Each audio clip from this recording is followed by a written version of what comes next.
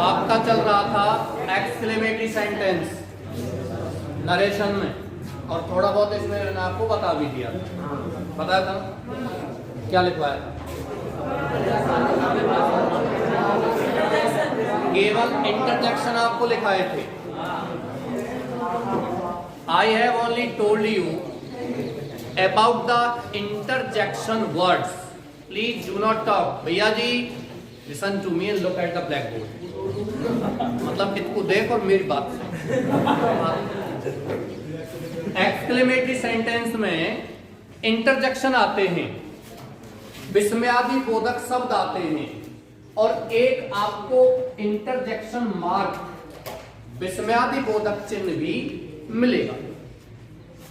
ठीक है, ऐसे सेंटेंस को हम जब इनडायरेक्ट नरेशन में या इनडायरेक्ट स्पीच में ट्रांसफॉर्म करते हैं तो नंबर एक सबसे बड़ी बात होती है आरवी क्लॉज। आरवी क्लॉज में सैड या सैड टू आता है, मतलब रिपोर्टिंग वर्ब जो आती है उसको हम एक्सक्लेम्ड विद सरप्राइज, सॉरो या जॉय में चेंज करते हैं। यदि ब्रेवो दिया गया है तो एप्लूडेट सेइंग में भी चेंज कर देते हैं। कनेक्टर, कनेक्टिव यानी कि जोड़क शब्द ऐसे वाक्यों में क्या लगाते हैं, that. And we remove the marks, interjection marks and all the interjection words from reported speech. RS में से जो भी विस्मयादि बोधक शब्द दिए गए हैं उन शब्दों को हम क्या कर देते हैं, रिमूव कर देते हैं, यानी कि हटा देते हैं, है ना। तो मैं एक सेंटेंस यहां आपको बना करके बताता हूं और फिर इसके नियम लिखाता हूं। थोड़ा बहुत लिखाया केवल मैंने कि आपको आरएस में रिपोर्टेड स्पीच में ये शब्द दिए हुए आते हैं, ये लिखाया था ना। ठीक है, he said, oh, he is noble।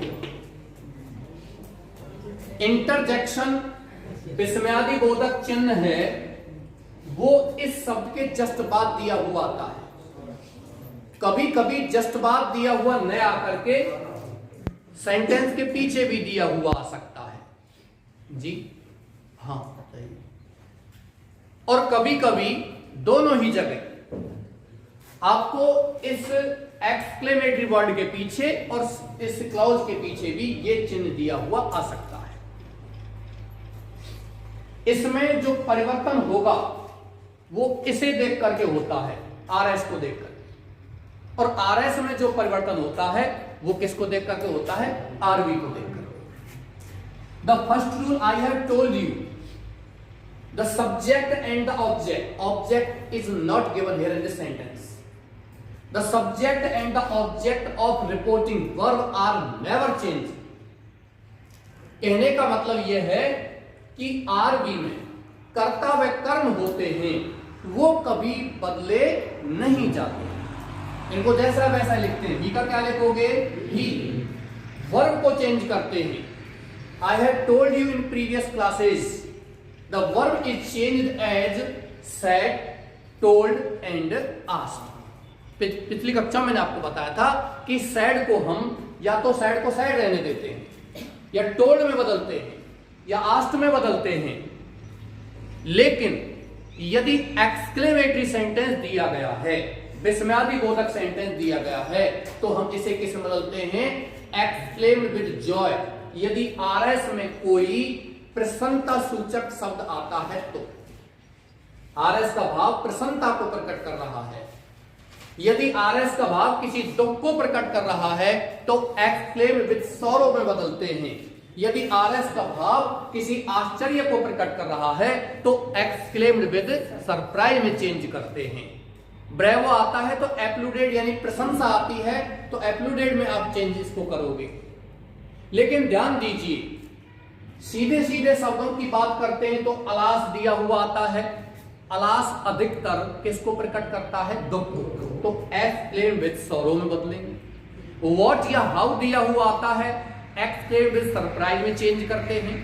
Hurray, hurrah ये आते हैं तो निश्चित रूप से ये शब्द किसी प्रसन्नता को प्रकट करते हैं, तो एक्सक्लेम विद किसमें बदलेंगे? Joy. But my dear students, the real fact is that, वास्तविक तथ्य यह है कि आरएस का भाव हमें क्या बता रहा है, क्योंकि इन शब्दों का कोई अर्थ नहीं होता है। These words do not have any meaning, कोई मतलब नहीं। अरे क्या मतलब है? अरे कुछ नहीं, अरे अरे दोनों का भाव चेंज है। तो इससे पता नहीं चलेगा कि बाद का सेंटेंस आपका दुख प्रकट कर रहा है या प्रसन्नता। अब इसको देखिए, ही इज नो मोर, वह अब जीवित नहीं है। तो इसका मतलब इस 100% किसको प्रकट कर रहा है? दुख। जैसे सेंटेंस है होता था, कैप्टन साइड, कप्तान ने कहा hurray we have won the match, हम मैच जीत गए। तो मैच जीत गए तो वो किसको प्रकट कर रहा है? प्रसन्नता। ऐसा तो है नहीं कि हम मैच जीत गए और तुमको लग रहा है कि दुखी है, रो बेचारा क्यों जीत गो मैच, ऐसा कुछ है क्या? नहीं। तो ये भाव हमें क्या कहता है? अभी इस सेंटेंस में ये भाव कह रहा है ही इज नो मोर, वह अब जीवित नहीं है। शर्मा जी, शर्मा मत देखो, सैड को किस में चेंज करेंगे बताइए? Exclaimed with sorry. एक चीज का विशेष ध्यान रखना है, ऐसे वाक्यों में पीछे ऑब्जेक्ट नहीं आता है, पीछे ऑब्जेक्ट नहीं आता है। लेकिन आपने ये भी देखा होगा कि सर हमको पढ़ाया है सर ने, ऑब्जेक्ट आता है। हाँ, ऑब्जेक्ट आ भी जाता है कभी कभी, जैसे ही said to me oh he is no more, ये होता सेंटेंस। तो ध्यान रखिए, यदि ऑब्जेक्ट दिया गया है तो उस ऑब्जेक्ट को इनडायरेक्ट स्पीच में लिखते नहीं है। आप जैसे होता ही सेड टू मी, तो आप इसको बदलते ही एक्सक्लेम्ड विद सॉरो और आगे फिर आगे बनाएंगे। ये ध्यान रखना। फिर भी आपको लगता है नहीं, ऑब्जेक्ट दिया, अगर हम ऑब्जेक्ट को लिखना ही चाहते हैं तो ध्यान रखिए विद सॉरो वगैरह नहीं लिखोगे, ऐसे लिखोगे ही एक्सक्लेम्ड विद सॉरो मी, ये गलत है। क्या लिखोगे फिर? ये विद सॉरो नहीं लिखोगे आप, फिर क्या लिखोगे? He exclaimed me, correct. With sorrow, with Joy, these words are not used if you have any object in direct speech. You will not write the object in indirect speech. Indirect speech में उस कर्म को लिखते नहीं। He exclaimed with sorrow.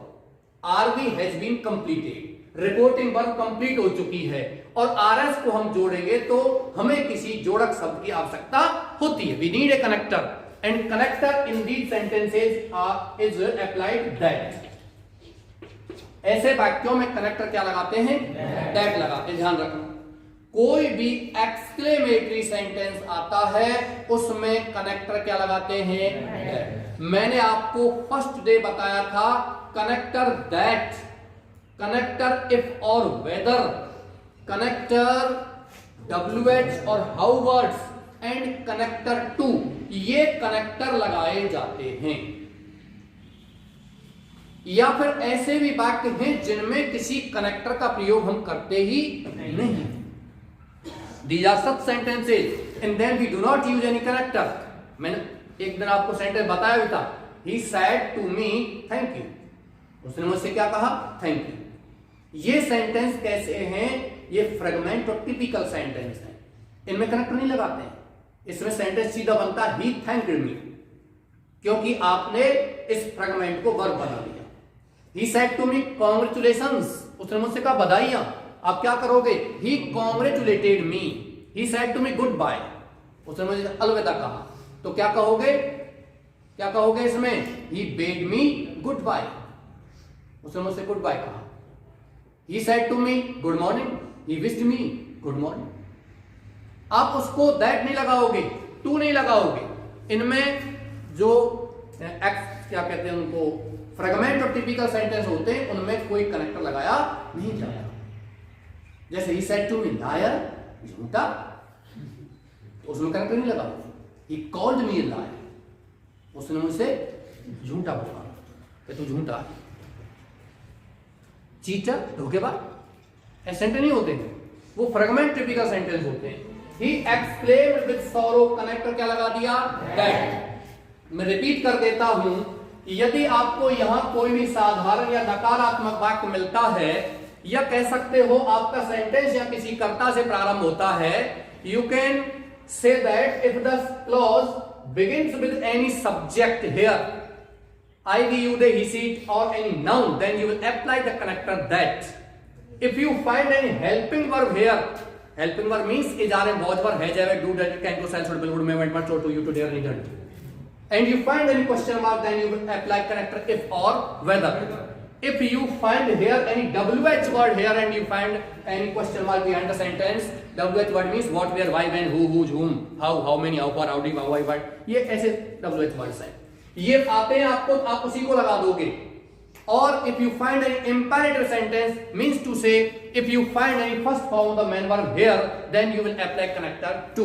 मैंने आपको imperative sentence अभी कराया नहीं है। इंपेरेटिव सेंटेंस जिनमें आदेश दिया जाता है, आज्ञा ली जाती है, दी जाती है, मना किया जाता है, सुझाव दिया जाता है, सलाह दी जाती है, ऐसे सेंटेंस को इंपेरेटिव सेंटेंस कहते हैं। उनमें टू लगाते हैं, वो मैंने कराया नहीं, शायद अभी नहीं करा ना, दैट इस पर एक्सक्लेमेटिव पर आ गए थे हम। He exclaimed with sorrow, connector that लगा दिया। And mind it, if you find here exclamatory words, oh, ah, aha, hurray, alas, ये शब्द आपको मिलते हैं और ये चिन्ह मिलता है, इनको आप RS से टोटली रिमूव कर दोगे। You will remove all these symbols and words from reported speech while converting or changing the sentence into indirect speech। मतलब सेंटेंस को इनडायरेक्ट स्पीच में बदलते समय इन शब्दों को और इस इंटरजेक्शन चिन्ह को बिल्कुल क्या कर देते हैं? हटा देते हैं। शांत से मत बैठे करो, कुछ ऐसे रिएक्शन से करे करो या तुमको लगे कि आप यहां हो। नहीं ऐसा ना बतानो, मतलब मैं जो बोल रहा होता हूं तो आप ये मत कहिए कि हमारे समझ में आ रहा है, कम से कम इतना तो कह दो समझ में नहीं आ रहा, दोबारा बताओ, है ना? हाँ, ऐसे बिना काम में कहेंगे तो चट बता रहा। He exclaimed, समझ में आएगा? ये तो मैं जनरली बता रहा हूँ, 2-3 दिन आएगा गैप बीच में, इस वजह से। इसके बाद मैं लिखाऊंगा, फिर एग्जाम्पल करवाऊंगा। He exclaimed with sorrow, that लगा दिया। अब मेरे को बताइए, इसको हटा देंगे, कर्ता कौन है यहाँ? He। बताइए कौन सा पर्सन है? Third person. You have to take in mind these personal pronouns are divided into 3 parts। ये पर्सनल प्रोनाउन 3 भागों में बांटे गए हैं, first person, second person and third person. In first person I, we, you, sorry, I, we, me, us, my, mine, ours, myself, ourself। In second person you will get only one pronoun, that is you। You is a singular number and also plural number। Second person में अकेला pronoun है you, जो अपने आप में एक वचन भी होता है और बहुवचन भी होता है। ठीक है, you, you, your, yours, yourself, yourself. इसके बाद आता है third person pronoun. Third person में होते हैं ही, सी, इट और they. You will not say here any noun और नेम, जैसे कहते हैं he, she, it, name. No, the table is not for nouns, the table is only for pronouns। हम pronoun table की बात कर रहे हैं, सर्वनाम की सारणी की बात कर रहे हैं, उसमें संज्ञा का प्रयोग क्यों करेंगे, है ना? तो ही, she, it, they. He, she, it एक वचन के लिए आते हैं। मैंने आपको उस दिन बता दिया था, तीनों ही पर्सन में एक वचन बहुवचन दोनों होते हैं। जैसे कि फर्स्ट पर्सन में एक वचन आई और बहुवचन क्या हो गया?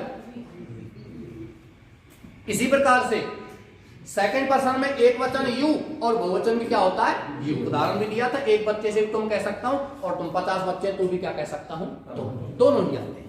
और थर्ड पर्सन के अंदर ही, सी, इट एक वचन में और दे आता है बहुवचन में। ही, सी, इट एक वचन में आता है, ही और उसके लिए, सी स्त्री के लिए मतलब एक वचन के रूप में, और इट एक वचन रूप में कोई निर्जीव वस्तु, पेड़ पौधा, जानवर, घोड़ा, गधा जो भी आते हैं उन सब के लिए यूज लेते हैं। ये अलग बात है कि बहुत से लेखक किसी जानवर के लिए भी ही और सी का प्रयोग कर सकता है यदि वो जानवर किसी इंसान का रूप यदि उसको हम दे देते हैं, इंसान जैसा कार्य करता है, इंसान जैसा नाम दे देते हैं। अलंकार नहीं, अलंकार नहीं, एक अलंकार भी होता है। अलंकार पढ़े तो हमने कक्षा 10 में हिंदी में द फिगर ऑफ स्पीच 12वीं क्लास में पढ़ लो। अलंकार जो काव्य की शोभा बढ़ाते हैं, कविताओं में आते हैं, कविताओं में आते हैं। मैंने एक दिन बताया था, पीपर पात सरस मन डोला, पीपल के पत्ते के सामने मेरा मन डोलने लगा। जिस पीपल का पत्ता होता है वह चलते कभी इधर हो जाता, कभी ये मन की स्थिति कभी बताता है। तो इसमें उपमा अलंकार दिया गया है। अपने मन को किसकी उपमा दी गई है शर्मा जी? आसपास साथी बैठे, इधर भी तो ऐसा लगता है कि मैं I am not in the classroom, मैं मेरे साथियों के साथ प्लेग्राउंड में, है ना। पहले में ऐसी पंचायत मैं बहुत वर्षों से सुनता हुआ आ रहा हूँ दो चीज, जैसे अध्यापक पूछता क्यों बात कर रहे हो भाई, पेन ले रहा हूँ या कॉपी ले रहा हूँ, जबकि यहाँ पेन का कोई काम नहीं पड़ रहा है। मैंने आपसे नहीं कहा कि बता रहा हूँ, फिर पेन क्यों दी और क्यों ले रहा हूँ। बड़ा प्रॉब्लम है भाई। ये टीचिंग कराना भी कोई हंसी का खेल नहीं, विभिन्न प्रकार के बच्चों से मिलना पड़ता है।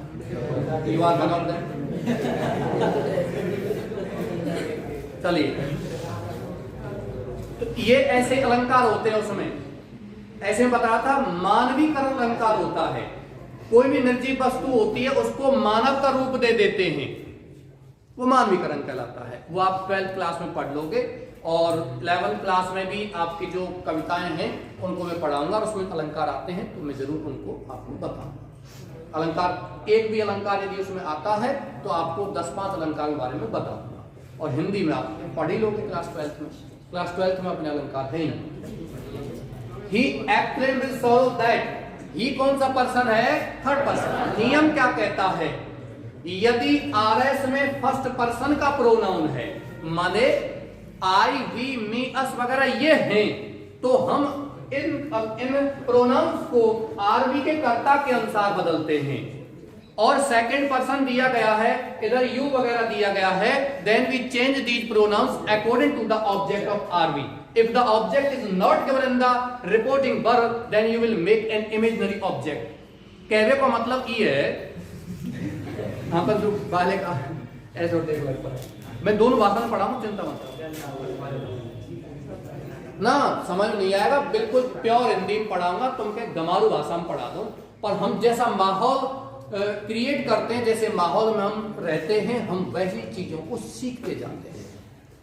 या मैं गंवारू भाषा में पढ़ाऊंगा जैसा बोल रहा हूं, तो फिर हम ऐसा ही सीखेंगे। और जहां कहीं भी हमें आवश्यकता पड़ेगी शहरी भाषा बोलने की, वहां हम हेजिटेट होंगे, हिचकिचाएंगे, क्योंकि वो शब्द हमारी जबान पर सेट नहीं है।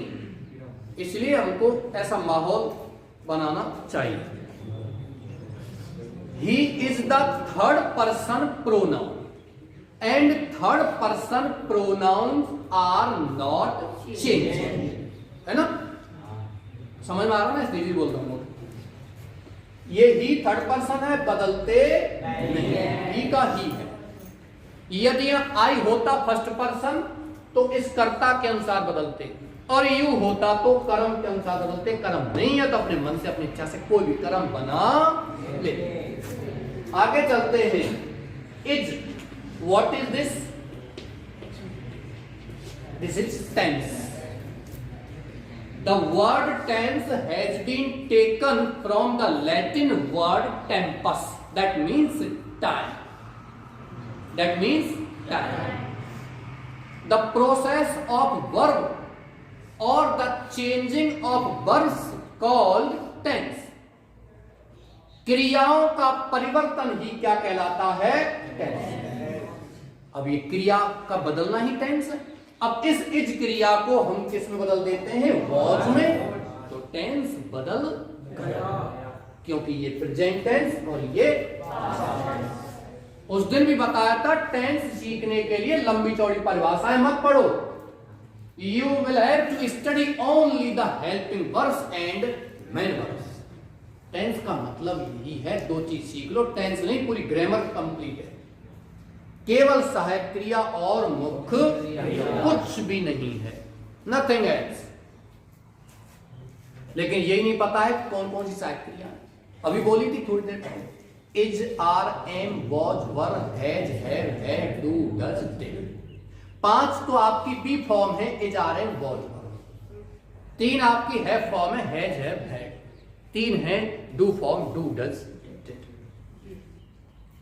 इसके बाद आपकी 10 मॉडल्स हैं और 3 मार्जिनल वर्ब्स हैं जो मॉडल का काम भी करती हैं और मेन वर्ब का काम भी करती है। जैसे नीड है, देयर है और यूज है। ध्यान दीजिए, या आपको ही वॉज प्रेजेंट टेंस पास्ट में बदल दिया, ये नियम में लिखवा चुका हूं। क्रिया की फर्स्ट फॉर्म आती है सेकंड फॉर्म में बदल दो। डू डज नॉट फर्स्ट आता है, डिड नॉट फर्स्ट में बदल दो।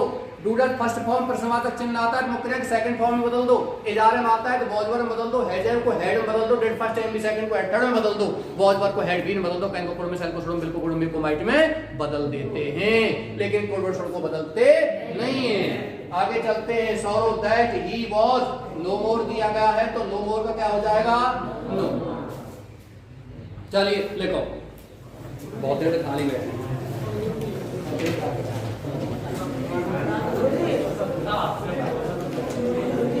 जी क्या लिखा हुआ? हाँ,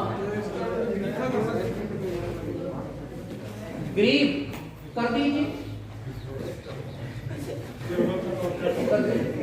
लेकिन ग्रीव और सौरव में थोड़ा सा फर्क है। सौरव माने दुख, ग्रीव माने दुख। अब तुम कह रहे हो ग्रीव्ड, ग्रीव, ये ग्रीव की सेकंड फॉर्म है। और जब सेकंड फॉर्म को आप लिखोगे तो क्या बना करके लिखोगे? यहाँ एडजेक्टिव बना करके, विशेषण बना करके। जब हमारे पास पहले से विशेषण है तो हम इस वर्ब को विशेषण क्यों बनाएं? सुनिए मेरी बात। कलर माने क्या होता है? रंग। क्या होता है? रंग। तो रंग क्या है? क्या संज्ञा है या विशेषण? मेरे हिसाब से तो विशेषण नहीं होना चाहिए, संज्ञा होनी चाहिए। अच्छा, लाल रंग में रंग तो वो है संज्ञा, और लाल क्या है? Red colour. समझ रहे? ऐसे ही इसको हम यदि विशेषण में बदलना चाहते हैं तो क्या हो जाएगा? कलरफुल, रंगीन। कैसा? रंगीन। अच्छा, हम यदि चाहते हैं कि ये कलर है COLOR, वैसे वो भी सही है, COLOR अमेरिकन इंग्लिश वर्ड है। COLOR पर अपन अमेरिकन क्यों पढ़ रहे हैं? तो यह पढ़ रहे हैं। ये है, ये आपका क्या है? संज्ञा है। और इस संज्ञा और क्रिया भी है, क्रिया भी है। सेकंड फॉर्म क्या होती है इसकी? कलर्ड, रंग किया। ध्यान दीजिए, वाटर माने पानी होता है, पानी देना भी होता है, वाटर सेकंड फॉर्म होती है, उस दिन भी बताया था। तो कलर का अपन सेकंड फॉर्म बनाएंगे कलर्ड, ये सेकंड फॉर्म हो गया। लेकिन इस सेकंड फॉर्म को आप विशेषण के रूप में भी काम में ले सकते हो। किसके रूप में? और कभी कभी ऐसा होता है जब दो संज्ञा एक साथ आ जाती है, पहले वाली संज्ञा विशेषण का काम करती है। गोल्ड क्या है? गोल्ड संज्ञा है विशेषण? संज्ञा है। मैटेरियल नाउन है। संज्ञा कितने प्रकार के होंगे? कौन कौन सी हो? Proper noun, common noun, adjective ने एब्स्ट्रैक्ट नाउन। एडजेक्टिव विशेषण होता है, material noun and collective noun. Gold आपका क्या है? यानी कि संज्ञा। आवाज नहीं, आवाज नहीं, बिल्कुल आवाज नहीं। मैं चटवा दे और जानू, तुम बता दिए बात ना। लेकिन बच्चा जब बराबर का ऐसा हो जाता है तो पीटना नहीं चाहिए। मैं या वो सोचूं, और कभी कभी फिर सोचूं कूदा करो पिटा। अब तुम देखो कौन सा पलटा भारी। गोल्ड। अब इसका हम विशेषण बनाते हैं तो क्या हो गया? गोल्डन। ठीक। वॉच माने क्या होता है? घड़ी। अच्छा, इससे पहले गोल्ड लिख दीजिए, गोल्ड वॉच। अब अर्थ करके देखिए क्या होगा। सोनो घड़ी नहीं, क्या सोने की। तो यहां गोल्ड क्या काम आ रहा है, विशेषण का काम आ रहा, ना कि संज्ञा। ये ध्यान रखो, जब एक साथ दो संख्याएं आ जाती है, पहले वाली संख्या किसका काम करती है, विशेषण। चलिए यही मैं बता रहा था आपको ग्रीन वाला। कलर्ड क्रिया भी है, ये विशेषण भी बन गया, तो आप ग्रीन लिख सकते हो, but we have the same adjective already, then what is the need to change a verb into the adjective. क्या जरूरत है किसी वर्ब को हम विशेषण में लिख सकते हो, गलत नहीं है, गलत नहीं है, लेकिन ये पहले से दिया गया था उसका यूज लेते हैं। जैसे कि वर्क मीन्स क्या होता है, कार्य, और वर्क मान कार्य करना भी होता है, ये संज्ञा भी है कार्य, और कार्य करना भी होता है, सेकंड फॉर्म वर्ब होगी। तो हम करने के लिए अब ऐसा नहीं लगाएंगे, डू लगा दिया, करना और वर्क मान कार्य, डू वर्क, बजाय इसके क्या हो गया वर्क, जैसे वर्क हार्ड। तो ऐसे बजाय यूं करना ठीक ना है कि डू वर्क हार्ड, गलत नहीं है वो। यदि ऐसा आप बदलना चाहते हो तो हार्ड पहन लिया, डू हार्ड वर्क, तब आपका सही होते हैं। ये है, ठीक है, ठीक। He was no good. अब आप लिखिए,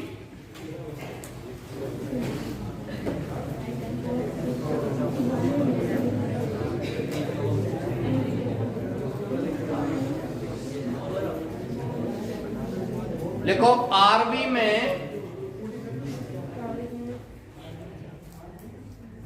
नीचे लिखो जो आपने ये लिखे हैं इंट्रोडक्शन, इसके नीचे लिखो आरबी में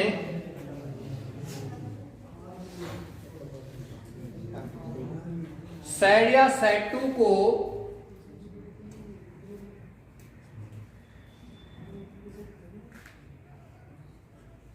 एक्सक्लेम विद जॉय,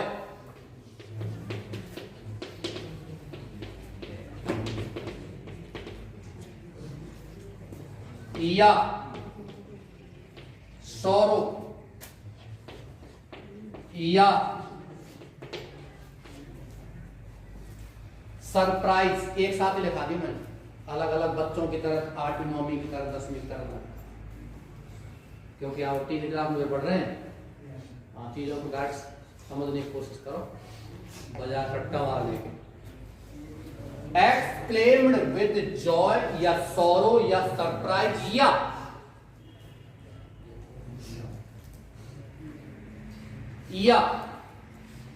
आरएस के भाव के अनुसार बदलते हैं, या आरएस के भाव के अनुसार बदलते हैं।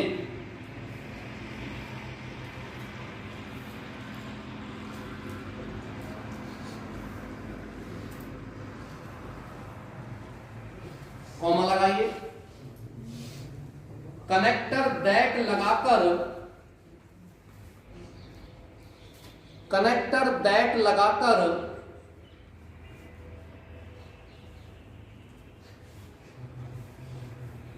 आरएस से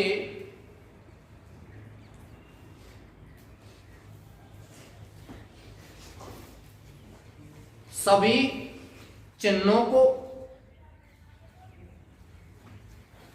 सभी चिन्हों को मतलब सिंबल्स को, प्रतीकों को, कुछ भी लिख लीजिए, वह एक्सक्लेमेटरी वर्ड को हटा देते हैं। वह एक्सक्लेमेटरी लिखा हुआ EXCLAMATORY, एक्सक्लेमेटरी वर्ड को हटा देते हैं। शेष नियम यथावत, मतलब जैसे वैसे लिखो, शेष नियम यथावत, जैसे पहले नियम लिखा रखा ना, ये आपको टेंस का बदलना ऐसे, तो वो ऐसा कैसे रहेगा, प्रोनाउन का बदलना जैसे लिखा रखा था वैसे कैसे रहेगा। शेष नियम यथावत,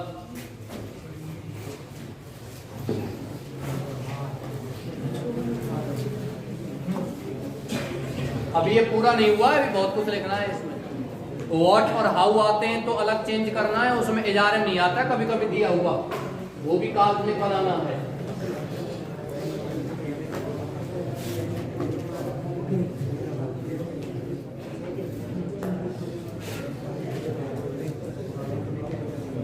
उदाहरण लिखिए,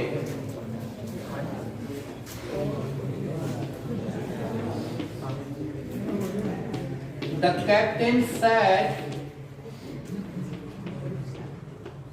alas,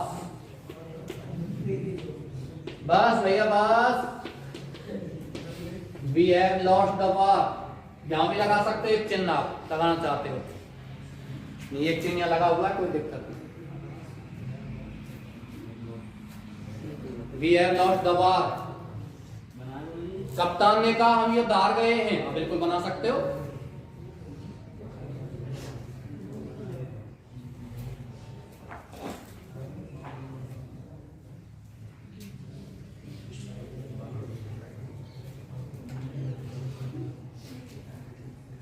We have lost the war।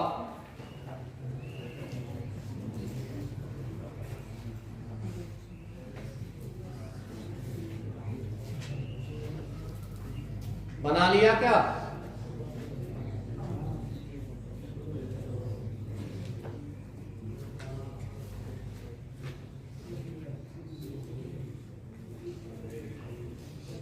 यदि बना लेते हो तो एक प्रश्न दूंगा आपको, और उसका आंसर अपनी कॉपी पे लिख लेना, रखा भी हो तो साथ में।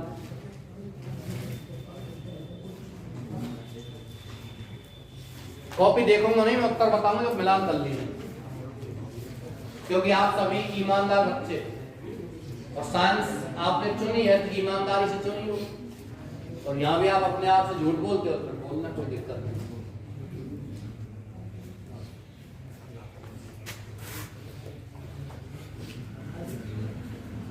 बना लिया?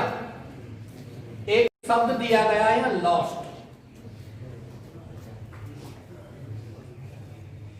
लॉस्ट क्रिया है, मैं बता रहा हूं, मुख्य क्रिया। मुख्य क्रिया क्या है? सहायक क्रिया के बाद आई हुई है मुख्य क्रिया। मुख्य क्रिया है कहां? अरे है कहां है? चुप क्यों बैठे हैं? मुख्य क्रिया की कौन सी फॉर्म है? सेकंड, थर्ड बोलो। माना कि सेकंड भी यही होती है, माना कि सेकंड भी यही होती है, लेकिन अब इसको सेकंड फॉर्म नहीं बोलेंगे, थर्ड फॉर्म बोलेंगे, क्योंकि हैव के बाद आया हुआ है। हैज के बाद में, हैव के बाद में परफेक्ट टेंस हो गए, इसके बाद मुख्य क्रिया की थर्ड फॉर्म है। तो अभी आपको अपनी कॉपी पर इस मुख्य क्रिया की नंबर 1 तो बोलना नहीं है, नंबर 1 तो फर्स्ट फॉर्म लिखनी है इस मुख्य क्रिया की। रुकियो, दूसरा, इसी शब्द का तुम्हें नाउन और लिखना है संज्ञा क्या होगा, और इसी शब्द का तुम्हें एडजेक्टिव लिखना है कि विशेषण क्या होगा। मैं आपकी वर्ड पावर बढ़ा रहा हूं, ये जरूरी है। ये क्रिया है, इस क्रिया की फर्स्ट फॉर्म क्या होगी, और इस क्रिया को हम यदि संज्ञा बनाना चाहते हैं तो संज्ञा क्या होगी, और इसका विशेषण बनाना चाहते हैं विशेषण क्या होगा। लिखो अपनी को, गलत लिखते हो कोई दिक्कत नहीं, मुझे बहुत अच्छा लगेगा। ना कोई दिक्कत ना है, ऐसा प्रश्न तो कोई ना पूछो। हाँ, अच्छा आपस में पूछ के लिख रहे हैं, लगता है कि मुझसे ज्यादा, मतलब आपस में एक दूसरे ज्यादा, दूसरों से ज्यादा लगता है, दूसरे की थाली में घी ज्यादा लगता है, ऐसा लगता है। भोजन कर रहे हो तो ऐसा लगता है दूसरे की थाली में ज्यादा अच्छे पकवान रखे, मुंह पर कौन सा छूट रहे। भोजन किया है कभी सामूहिक? हाँ करे हो, दूसरे की थाली में जरूर देखें, दूसरे पत्तल में कहीं एक आध चीज ज्यादा तो ना होते, लोग रह तो ना हो।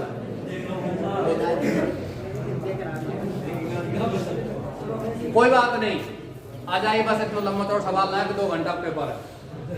इसका फर्स्ट फॉर्म होती है लॉस, इसको हम लूज भी बोल देते हैं। इसका जो नाउन होता है वो होगा लॉस, हानि, LOSS, और इसका विशेषण होता है लूज।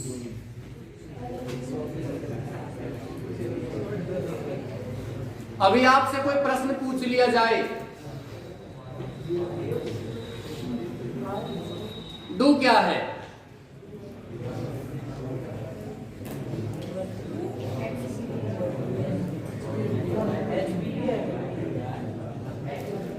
हेल्पिंग वर्ब है और मेन वर्ब भी है, और संज्ञा का हो गया।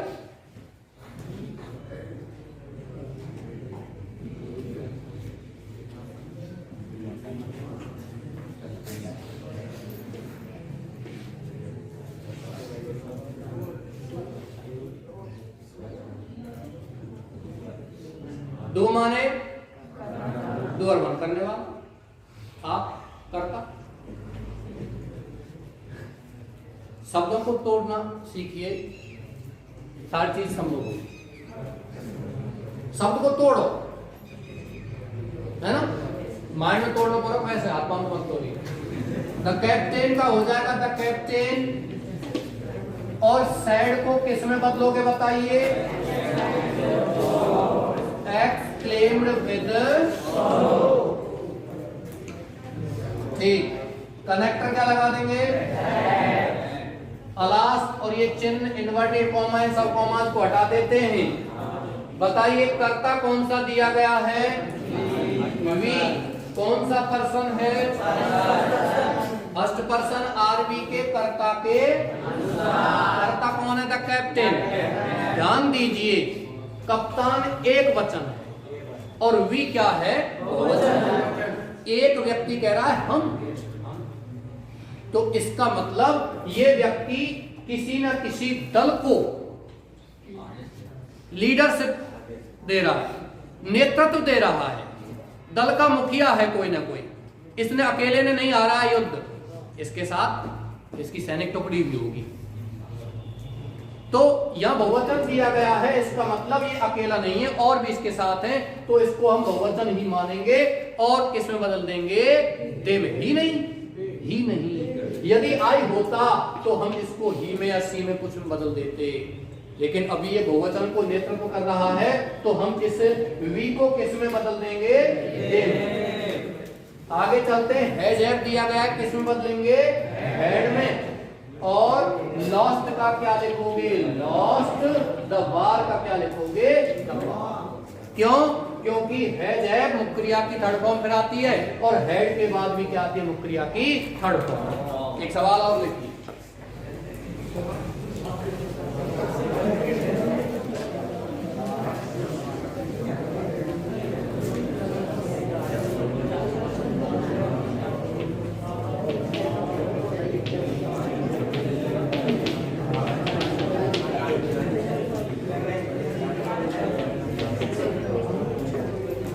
चला बात मत कर रे, ओ भाई,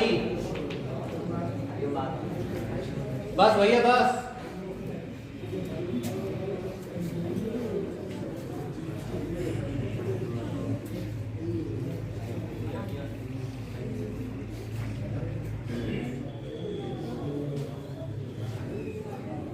बना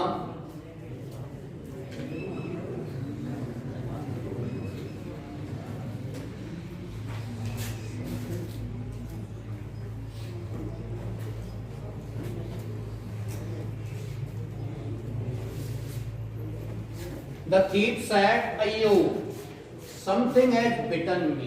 अरे किसी ने मुझे काट लिया। तुम्हारी कक्षा 10 में से दिया गया है, कक्षा 10 का पाठ था, एक हीरो स्वामी उसको काट खाया था।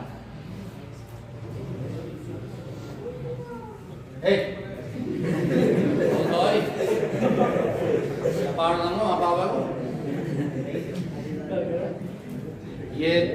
ये जो आप कर रहे हो वो घर पर है, घर नहीं है आपका।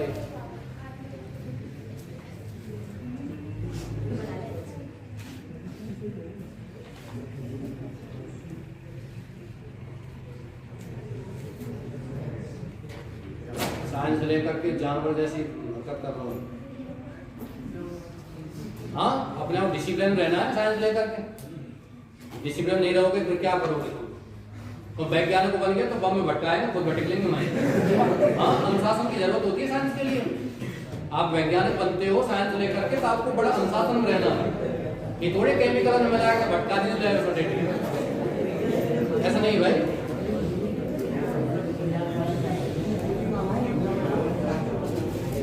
द थीफ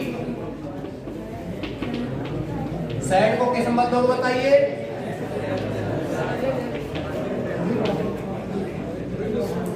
अच्छा जाऊं तो शाम क्यों आ रहे कुटेंगे का तो सर्दी में इतना पड़ रही बहुत जोर मारा हूं। एक्सक्लेम्ड फिर क्या लिखोगे? विद सरप्राइज लिखो। वक्त दुख रहा हो तुम सरप्राइज लिख रहे हैं। सॉल्व आश्चर्य हो गया यार अब ये तो तुम कह सकते हो सब आनंद आ रहा होगा। विद सॉरो कनेक्टर क्या लगा दोगे? दैट। ठीक, फिर क्या लिखोगे? इनको हटा दोगे। समथिंग आपका कोई प्रोनाउन थोड़ी है, कोई चीज होगी, पता नहीं कौन सी चीज है। पर्सनल प्रोनाउन तो नहीं है। सारणी आपको बनवाई थी I we me us my one और माय सेल्फ और you you your yourself yourself he she they he में himself herself it is themselves. ये सारणी में से थोड़ी है, नहीं है ना? नहीं है तो आप समथिंग का समथिंग लिखो। फिर लिखा हुआ है हैज। हैज लिखा हुआ। हैज सहायक क्रिया मुख्य क्रिया है? मुख्य नहीं हो सकती, हो सकते पर ये नहीं। हैज हैव हैड मुख्य क्रिया भी हो सकती है लेकिन यहां नहीं है। यहां सहायक क्रिया है। हैज हैव को किसे बदल देंगे? हैड में। और बिटन का क्या हो जाएगा? बिटन। इसमें हैड बिटन ये प्रेजेंट परफेक्ट टेंस और ये है पास्ट परफेक्ट टेंस। बिटन फिर दिया गया है मी। मी बताइए कौन सा पर्सन है? फर्स्ट पर्सन है। और फर्स्ट पर्सन का कर्ता है, कर्म है, पजेसिव है, रिफ्लेक्सिव है, क्या है? ऑब्जेक्ट, यानी कि कर्म है। फर्स्ट पर्सन आरबी के कर्ता के अनुसार। कर्ता कौन है? एक वचन स्त्री या पुरुष? स्त्री नहीं हो सकती? बिल्कुल हो सकती। ही या सी। अब ही या सी में ये कर्ता है, इनका आप कर्म बनाओगे। You will change these subjective pronouns into objective because you get here the object me. You will write an object in place of an object. किसी कर्म के स्थान पर आप कर्म ही लिखोगे, इसलिए ही या सी का कर्म क्या हो जाएगा? हिम। हिम नहीं लिखना चाहते क्या लिख देंगे? हर। यानी कि मी को हिम में या हर में बदल। ठीक, एक लास्ट और लिख लीजिए और फिर थोड़ा सा लास्ट क्या आपको लिखा देता हूं। लिखो इसमें नोट, NOTE। यदि एक्सक्लेमेटरी सेंटेंसेस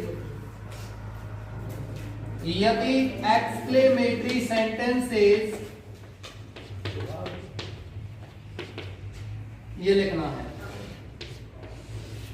व्हाट या हाउ, इंटरेक्शन लगा देना।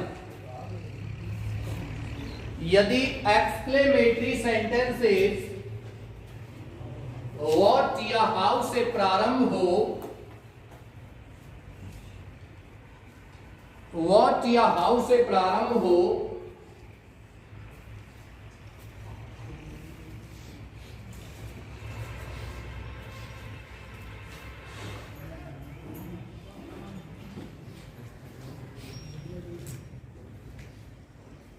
तो ऐसे वाक्यों में भी कनेक्टर दैट लगाते हैं। तो ऐसे वाक्यों में भी कनेक्टर दैट लगाते हैं। कैसा मत करना कि व्हाट आ गया तो व्हाट ही लगा दे। व्हाट के पीछे प्रश्नवाचक चिन्ह आता है तो व्हाट लगाना है। कनेक्टर दैट लगाते हैं।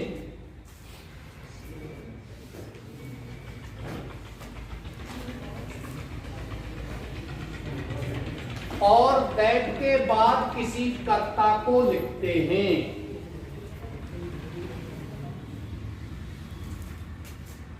और दैट के बाद किसी कर्ता को लिखते हैं।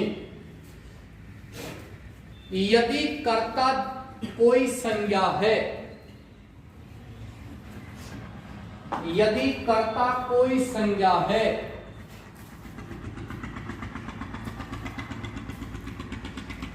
यदि कर्ता कोई संज्ञा है तो उससे पहले दी लगा देते हैं।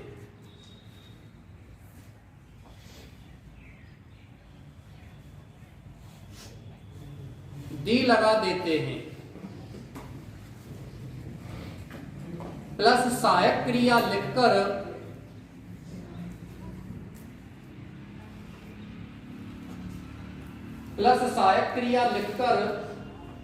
विशेषण लिखते हैं। सहायक क्रिया लिखकर विशेषण लिखते हैं।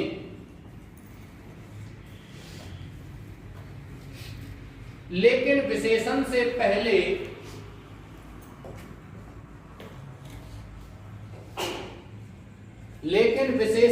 पहले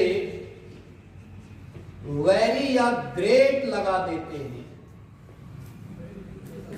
वेरी या ग्रेट लगा देते हैं।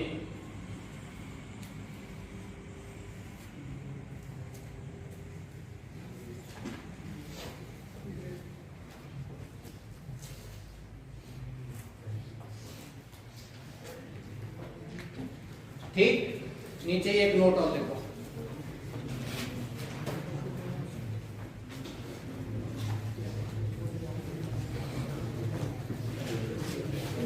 देखो, उपरोक्त प्रकार के वाक्य में, उपरोक्त प्रकार के वाक्य में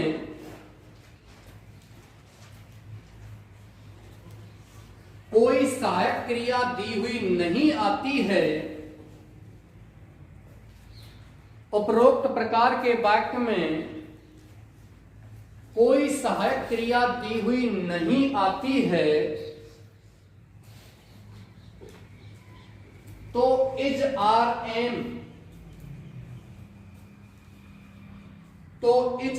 एम काल्पनिक मानकर वॉज वर में बदल देते हैं।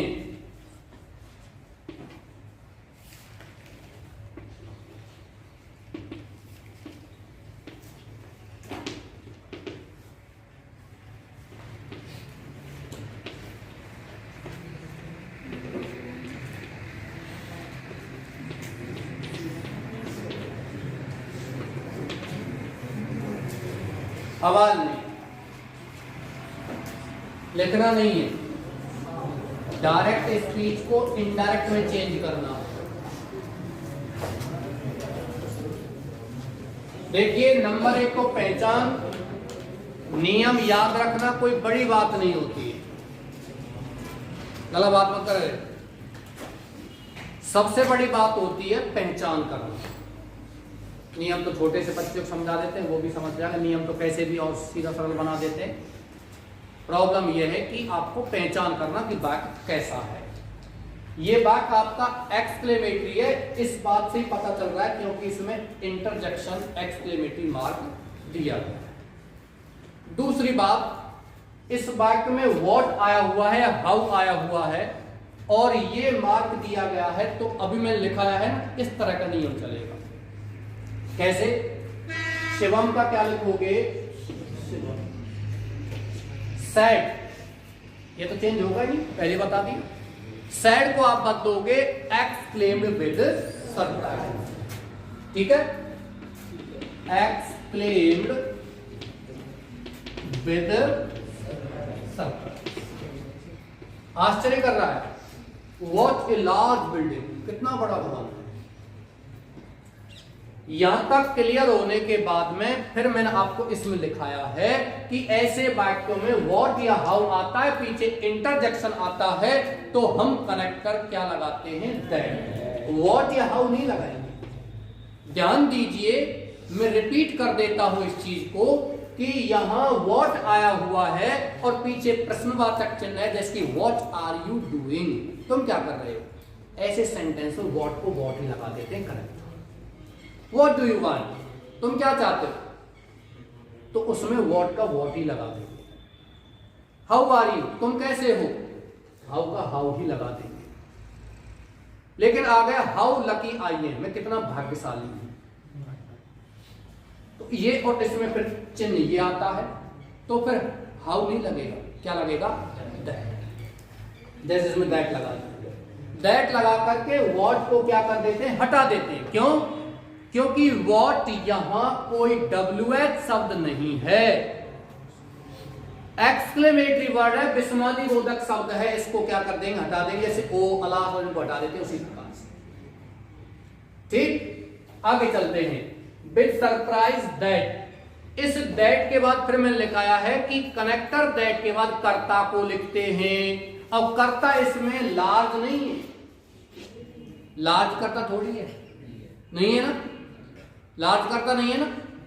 कर्ता कौन सा है, बिल्डिंग। लार्ज का विशेषण, बड़ा भवन, भवन की विशेषता बता रहा है, बड़ा या छोटा। संज्ञा कौन सा, कर्ता कौन है, बिल्डिंग। दैट के बाद कर्ता को लिखिए, कर्ता कौन है, बिल्डिंग। मैंने आपको लिखवा भी दिया, बता भी रहा हूं, यदि ये कर्ता कोई सर्वनाम है तो कोई प्रॉब्लम नहीं है, लेकिन यदि ये कर्ता कोई संज्ञा है तो उससे पहले हम क्या लगाते हैं, डी लगाते हैं। क्या लिखोगे, दैट द बिल्डिंग। फिर बताया था इस प्रकार के वाक्यों में कभी कभी साक्रिय नहीं आती, व्हाट ए लार्ज बिल्डिंग, और आते कैसे होता है इसमें sentence, what a large building this is, this is, तब उसमें कर्ता दिस होता। द बिल्डिंग इजारन काल्पनिक मानकर किसे बदल देंगे, was. The building was very large, ये हटा देंगे, ध्यान रखना, क्योंकि हम क्या लगा रहे हैं, वेरी लगा रहे हैं विशेषण, वेरी लार्ज, इस प्रकार से।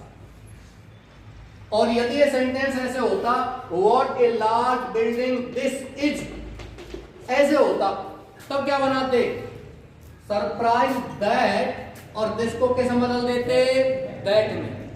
ये मत सोचना सब एक साथ में दो दैट आ रहे हैं, आने दो, क्योंकि ये वाला दैट कनेक्टर है और ये वाला दैट क्या है आपका, है सर्वनाम। कौन सा सर्वनाम, दिस, टाइम बदल दिया, इसलिए सर्वनाम से पहले हम डी नहीं लगाते। ध्यान रखना प्रिय विद्यार्थियों, जितने भी डिटरमाइनर्स हैं, डिटरमाइनर जाने, ऐसे शब्द जो किसी संज्ञा से पहले आते हैं और वाक्य में संज्ञा का निर्धारण करते हैं, डिटरमाइन करते हैं, डिटरमाइनर्स या निर्धारक शब्द कहलाते हैं। ये कभी सर्वनाम से पहले नाम है, A, N, D, this, that, the, those, either, other, each, every, some, any, much, many, little, little, few, a few, few. ये कहा है डिटरमाइनर्स। 9वीं क्लास में पढ़े होंगे, 10वीं टॉपिक है ना, 9वीं पढ़े ना, बहुत प्रॉब्लम आती है।